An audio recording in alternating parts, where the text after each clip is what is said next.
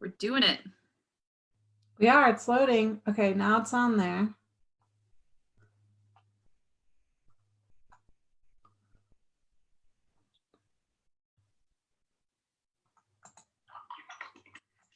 We're doing it. We are, it's loading. Okay, now it's on there. Okay. Now that we figured that out, technology. Technology. So sorry, we're a few minutes late, everyone. Maren and I were in a random, deep conversation around the meaning of life. No big deal. It's just a typical. Doing our own check-in. So we want to get better at just doing the live on Facebook. It seems like we're able to reach a lot more people. And really what we are doing here is participating with you all in the dialogue where Maren and I actually get to talk and share of what's going on in our lives and how we're relating this to the work we do around DEI. Oftentimes, pretty much all the time, we have to facilitate and we kind of have to take ourselves out of the dialogue. So during these times, we want to share with you more of who we are, what we're thinking around the topics that we facilitate about at Building Bridges. And the topic of, Maren's going to share that. Hi, everyone. Maren Johanna Miller here. She, her pronouns. I'm shift coordinator with Jenny at Building Bridges. And yeah, for May, our theme is, how do we phrase it? Coping skills for DEI stress. And last week we talked about energy, and this week we're going to talk more about neutrality. And there's a couple different layers around that we can share and talk about. But first, even though we had our own personal check-in, can we do a quick check-in just in general? Where you at, Jenny? How you feeling today? I think that's very important to model that we do that first. Yeah, since I already gave you the deep check-in, let me do a not so deep check-in. Facebook, I don't think is ready for that. I'm feeling okay. I honestly, I had a lot of trouble sleeping last night, not really sure why. So overall, my body feels really tired. But the sun is out and that's lifting my mood. How about you? Yeah, I'm feeling lighter today, which feels good. Part of what we were talking about on the other side of this was just bouts of depression I feel like have been kind of waving in and that really feeling tough and also ultimately frustrating. And so I'm feeling some relief today that I'm feeling the way that I'm feeling. Good. Yeah. So our topic is neutrality. Some people love it. Some people hate it. Some people don't know what it is. I have had my own journey with this posture that Building Bridges uses. Neutrality basically in DEI facilitation is being able to maintain kind of a neutral stance in your opinions and how you're leading a conversation, as well as your actual facial expressions, and refraining from the urge to maybe look like this if you really agree with someone or like what they're saying as a facilitator, or like this if you don't really agree with them or you're thinking that they're wrong. Either any kind of those reactions can start to influence how participants show up to the dialogue, because most times participants want to look at the facilitator and even get affirmation from the facilitator that they're on the right track, when that's not what our dialogues are about at all. What is your understanding of neutrality, Maren?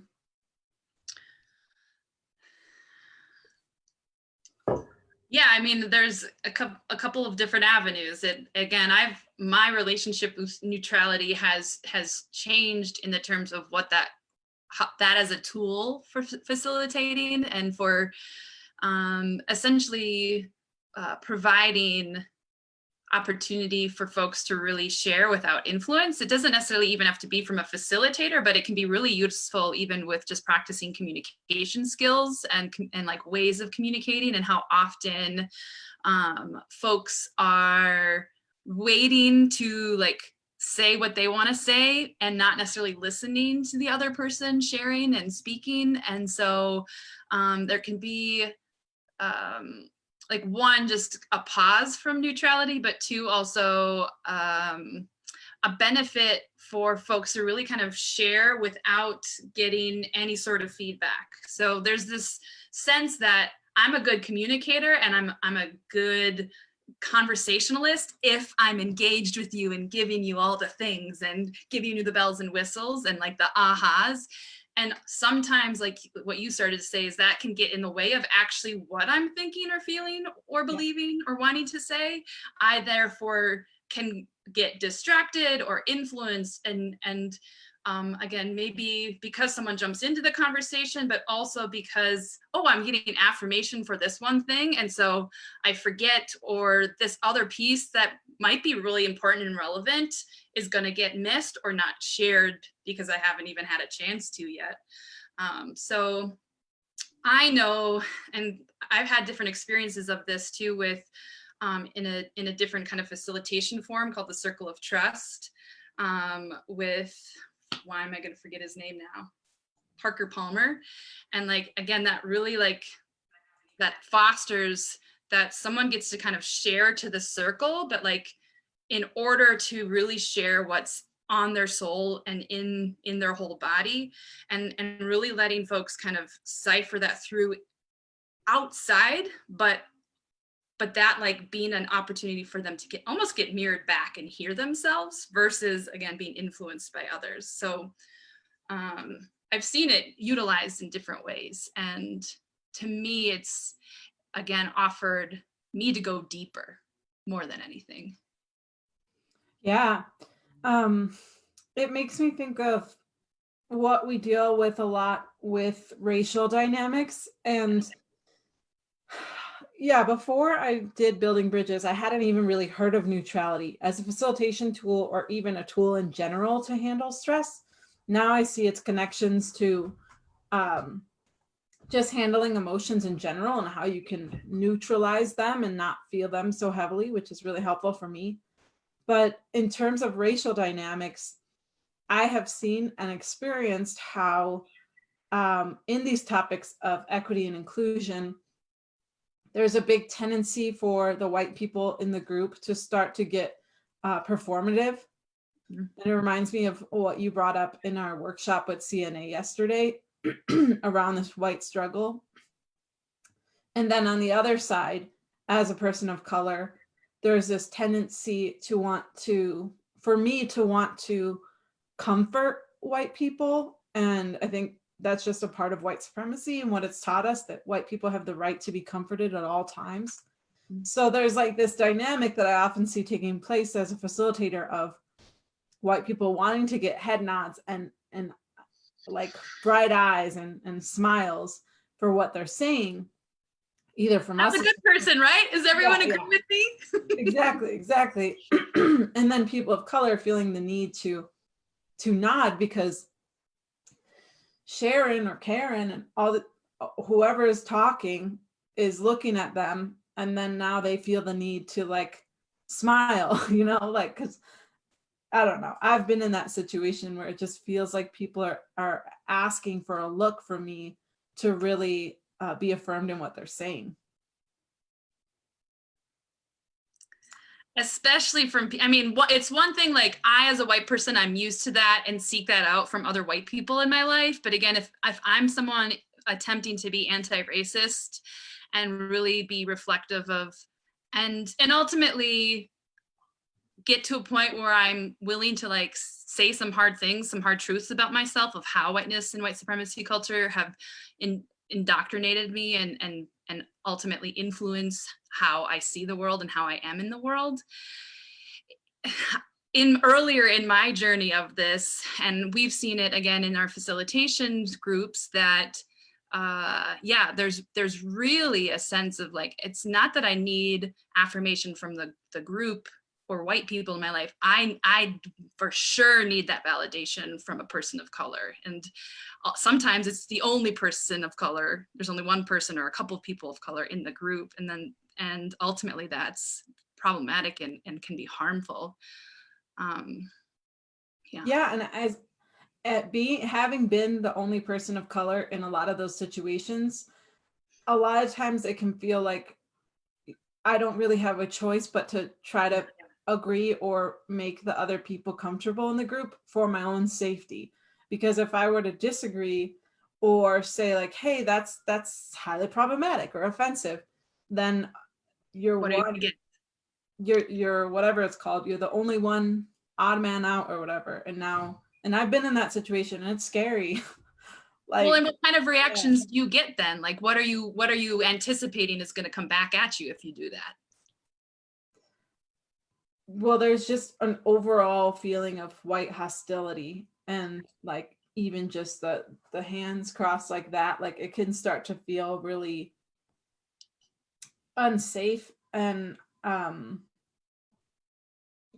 I've been labeled as like a rebel in conversations, or someone who's just trying to spark division in all these different things. And now as a facilitator, I'm not in those situations as much because I have some control over where the conversation's going. But I still find myself needing to mentally practice in my head, remain neutral. Like this white lady's looking at me, she's trying to get my approval, just remain neutral. And now it's not just for my sake, it's for all the rest of the people in that group as well. Yeah. And the power of letting white people specifically sit in that discomfort where folks are usually not forced necessarily to be. To me, that's such a big first part of all of this as a white person to experience. The sense, again, speaking from my own experience of like the sense of like out of controlness that I can feel in my body of like, I'm not getting the affirmation, or I'm not getting a response, or people are, I'm sensing or seeing that folks aren't agreeing with me. Like that's where my biggest learning has been, of like my absolute fear of conflict, my absolute fear of being wrong, seen as wrong or bad, that dichotomy of good or bad, right or wrong. And like ultimately I will do anything. I'll do anything to not be in that spot. And like the body overhaul that I've experienced, like my body goes offline. I can feel it in my like my heart will palpitate. I can just feel it physically. And part of my, yesterday we did this webinar with Colorado Nonprofit Association, and I essentially shared the 4 eyes of, and what it is that I see as a white person, a white woman, how I'm playing out racism. And even though I've done this numerous times to various groups, I still physically have similar things that show up. Like my mouth gets dry, my hands get sweaty, and I've that continues to happen. And now I notice that as a pattern. And ultimately, I'm not going to die. Like I physically feel like I'm going to die, but I've learned that I'm not. And that is so important to know and to trust, right? Like I have this guttural feeling that I'm literally going to melt in this chair. And again, why I asked you that question too, like sometimes it comes in like nonverbals, but it also comes in tears or anger. Like there's different ways that white folks come back. And ultimately, like that is where we have to notice where we're not in neutrality. Like for me, when we talked about energy and kind of to tie that in, for me, that's part of the healing work, right? Like I'm noticing that this is physically happening in my body, and I need to remain curious about this, I'm having ultimately a trauma response, and this is where I need to pay attention. Yeah. That's good. And I think in relationship with you, we work together and we're also friends. And I feel like I've developed a lot more empathy for white Mm. folks in general. And that's not a surprise because in relationship, that's where empathy develops, right? But what I've appreciated about my relationship with you is that I've been able to see kind of behind the curtain Mm. of the reactions that take place from white people within these groups. And I think the way I addressed groups as a facilitator or speaker on DEI before was very much like, you should be able to get this and lean in just like I'm doing. And I don't understand why you're not. To me, it's cowardly. And to me, it's like, there is justice at stake. It's time to just do it, right? Right. I hadn't really heard that some of the responses that come up and in a lot of white folks is this one of like, I feel like I'm gonna die. My body's literally telling me I might die right now if we lean into this conflict any further. So I'm gonna do everything I can to detour us from it. Whereas, and that's how I've done. That's what I've done my whole life. yeah, and it's like no wonder that it's such it feels like art to me, leading these dialogues now. It feels like surgery. It's like you got to be so careful and strategic is a better word with what questions you're throwing out when.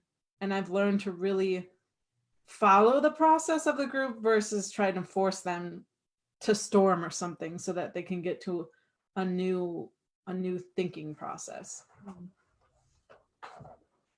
You clarify storm? I know, I was like, I'm just about to building bridges. Storm is a process. Storming is a process of the group development stages, Tuckman's theory of group development. And we generally use that as a reference of how we move groups through a process of conflict transformation. Because to be transformed by conflict rather than divided or like destroyed is a really, really careful situation. And it's again, it's an art form. So surgery. Try to reference these theories that help us know, okay, what's needed. No matter what, people are going to storm. They're going to start to become in conflict with each other and create little cliques and all that. That's bound to happen. But how do we move them to the next stage, which I believe is performing? I think so. Being able to do stuff together effectively, united. Thank you. Mm-hmm. Yeah, and ultimately is what we do with our groups, right? Is like, and I think that's, so with all of the DEI, race, identity, communication, like the various trainings and experiences I've had to be anti-racist, like just to normalize conflict and in general has been a huge like opener for me. Like this bound to happen. And we see it happen in various forms depending on the group. Yeah. And I think, when so far as we started off these long-winded Wednesdays around these tools, we start with the hat of facilitator.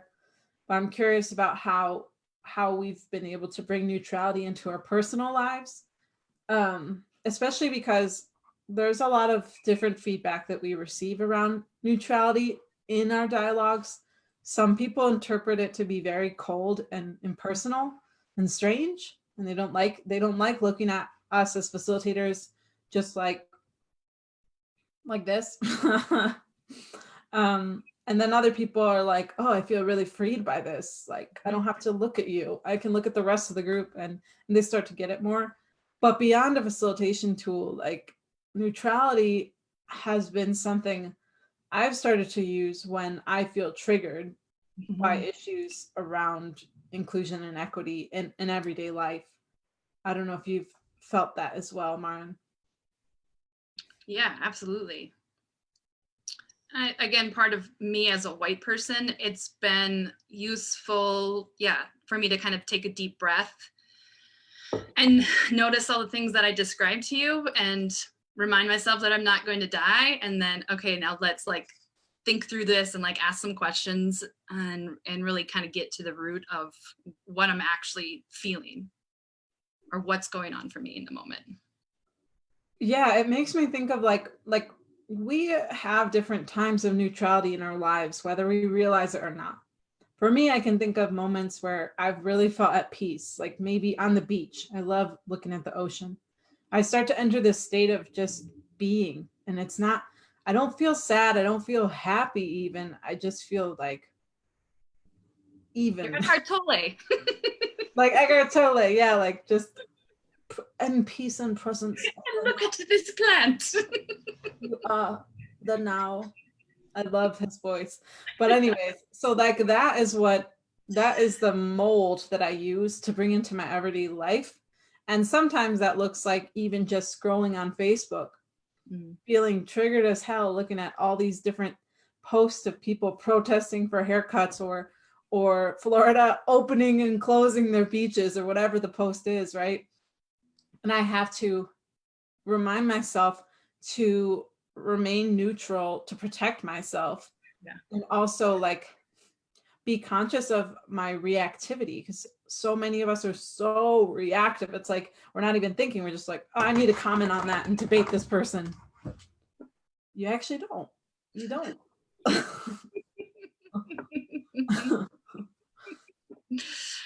Yeah, and I definitely feel like we're, especially in the scenario that we're in with COVID and the amount that's on Facebook and the amount in social media and the amount that feels like it literally is two sides of information, or you're in one camp or another. And to me, it's like so much and so overwhelming that I'm almost forced to be in neutrality, or I'm almost forced to be in this like surrender to it of like, nobody knows nothing.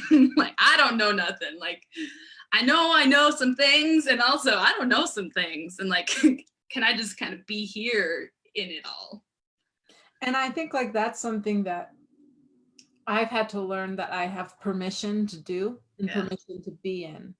I think especially in the beginning of a justice journey, in the beginning of the racial identity development process, one of the third stages, according to this other theory, there's 6 stages, from like, I don't know anything about race, I don't see any race or color, to the last stage of I'm going to be an ally or I'm going to be an advocate. And in the middle stage, it's usually this stage of like strong emotion, most commonly anger. I can't stand these people, or it's all their fault or whatever. And it's very normal, it's very healthy, and it's part of the whole thing.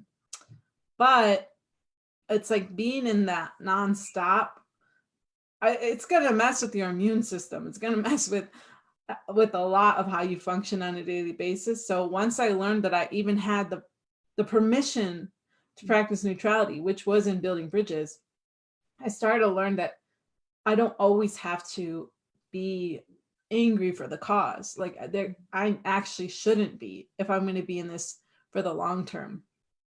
Yeah.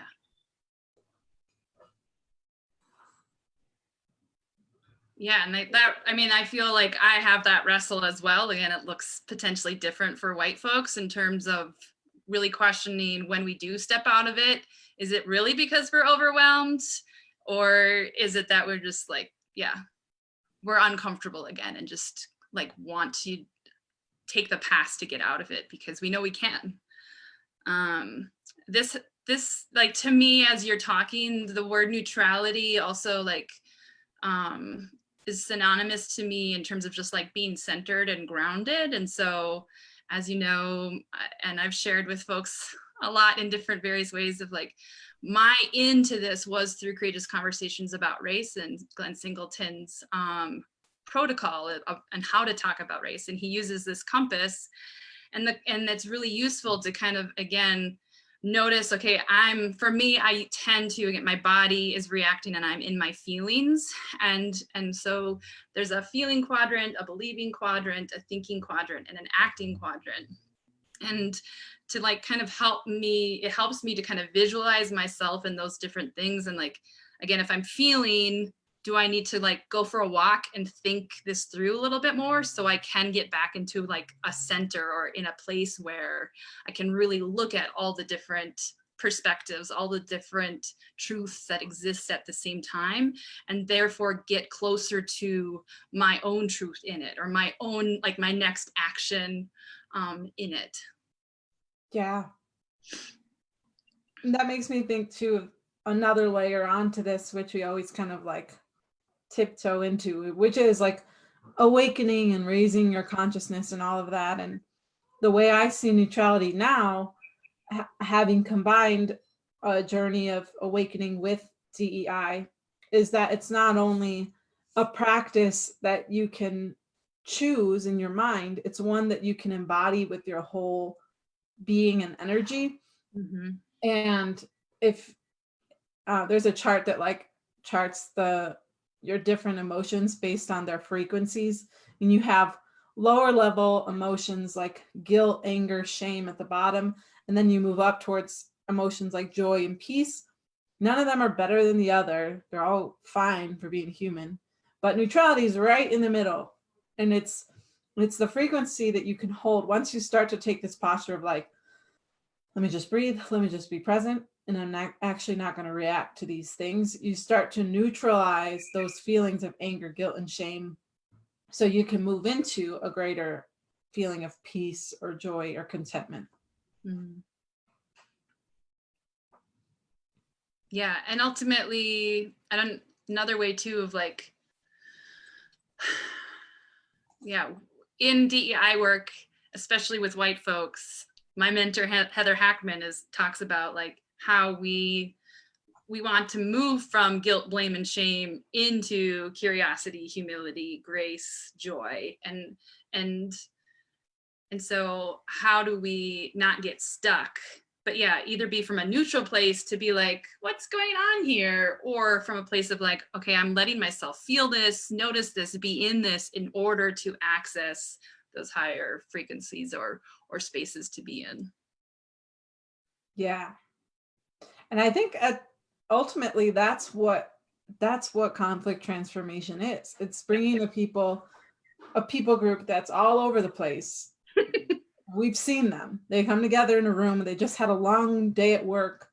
Some of them are in anger. Some of them are in tiredness. Some of them are in sadness, happiness, all the things. And then we bring them all into this topic of racism or microaggressions or intersectionality. And they all kind of sift down into the angry, guilt, blame, shame area. And our job is to move them back into a space of neutrality, and then later on into a greater place of peace and unity.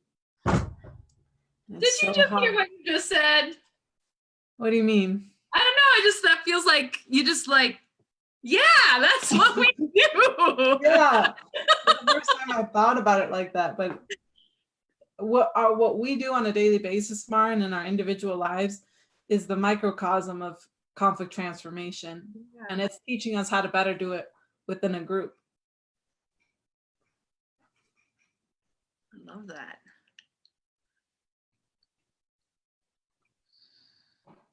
Should we practice our neutral face? Should we show everybody? Yeah, it's pretty good. It's like a poker face. Okay, ready? 3, 2, 1.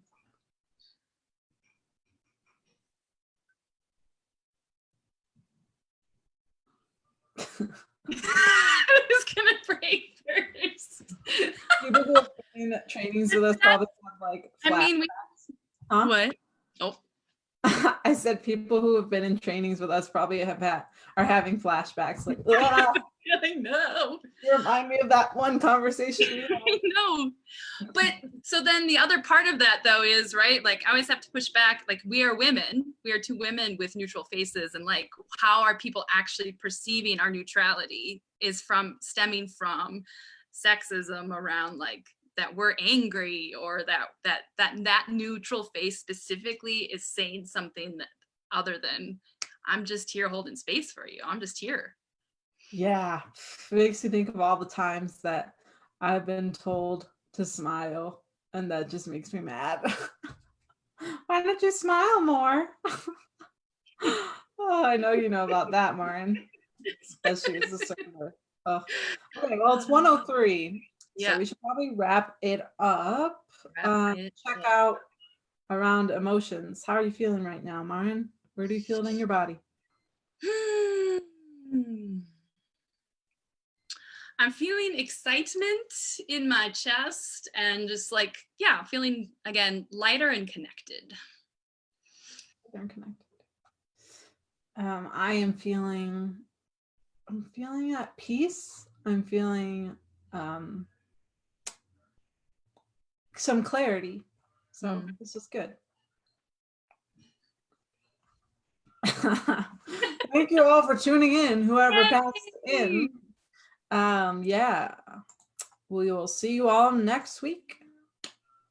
This has been another long-winded Wednesday. Well, Maren and I ramble away and sometimes come up with something kind of poignant or helpful. Goodbye. Goodbye.